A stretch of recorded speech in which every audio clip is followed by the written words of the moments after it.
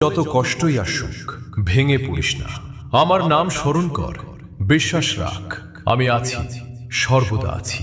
সময় হলেই তোদের সব দুঃখ কেটে যাবে, তোদের জীবনে আবার শান্তি ও আলো ফিরে আসবে। ওম শান্তি।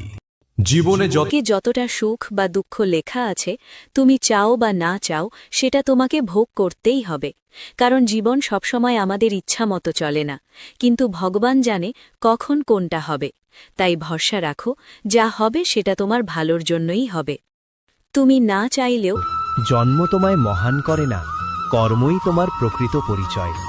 ধর্মপথে অবিচল থেকে সৎকর্ম করো, আর ফলের মোহ ত্যাগ করো, তবেই তুমি মহত্ব অর্জন করবে।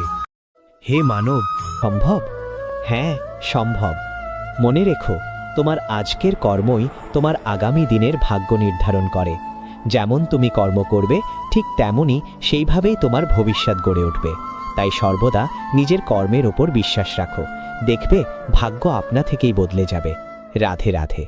আছে, কিন্তু শ্রীকৃষ্ণ বলেন, শেষ বলে কিছু নেই। যেখানে তোমার শক্তি শেষ, সেখান থেকেই আমার লীলা শুরু। ধৈর্য ধরো, আমি তোমার পাশেই আছি। তুমি ভাবছ সব শেষ হয়ে গেল, দাঁড়াও, সব ঠিক হয়ে যাবে।